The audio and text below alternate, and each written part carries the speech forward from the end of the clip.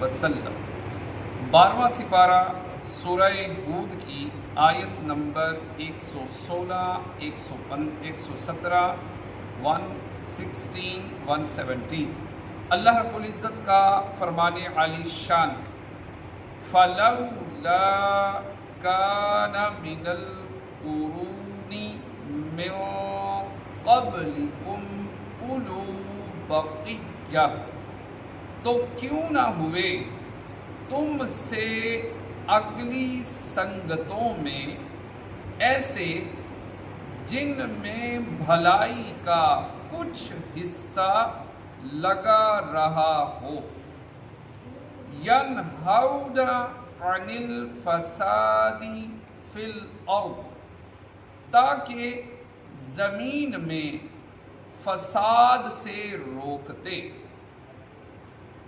الا قلیلا ممن انجینا منہم، ہاں ان میں تھوڑے تھے وہی جن کو ہم نے نجات دی، واتبع الذین ظلموا ما اترفوا فیہ، اور ظالم اسی عیش کے پیچھے پڑے رہے جو انہیں دیا گیا، وَكَانُوا مُجْرِمِينَ، اور وہ گناہ گار تھے، وَمَا كَانَ رَبُّكَ لِيُهْلِكَ الْقُرَىٰ بِظُلْمٍ، اور تمہارا رب ایسا نہیں کہ بستیوں کو بے وجہ ہلاک کر دے، وَأَهْلُهَا مُصْلِحُونَ، اور ان کے لوگ اچھے ہیں۔ اس سے پہلی آیات میں اللہ تعالیٰ نے گزشتہ امتوں پر جڑ سے اکھاڑ دینے والے عذابات نازل ہونے کا بیان فرمایا، اور اس آیت میں یہ بیان فرمایا کہ ان عذابات کے نازل ہونے کا سبب دو چیزیں تھیں۔ نمبر 1، ان میں کوئی ایسا نہیں تھا جو انہیں فساد سے منع کرتا۔ نمبر 2، اپنے برے اعمال یعنی شرک اور کفر وغیرہ سے رجوع نہ کرنا۔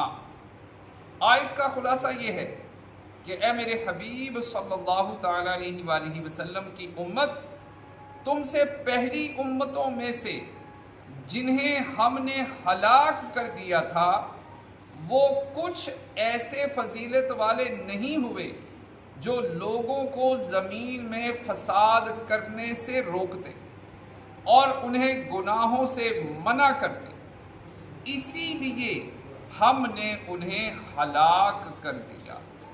البتہ ان سابقہ امتوں میں تھوڑے ایسے تھے جنہیں ہم نے نجات دی، اور وہ لوگ انبیاء کرام علیہم السلام پر ایمان لائے اور ان کے احکام پر عمل کرتے اور لوگوں کو فساد سے روکتے رہے، جبکہ ظالم لوگ اسی عیش و عشرت کے پیچھے پڑے رہے جو انہیں دیا گیا، اور وہ نعمتوں، لذتوں، خواہشات اور شہوات کے عادی ہو گئے، کفر اور گناہوں میں ڈوبے رہے، اور وہ مجرم لوگ تھے۔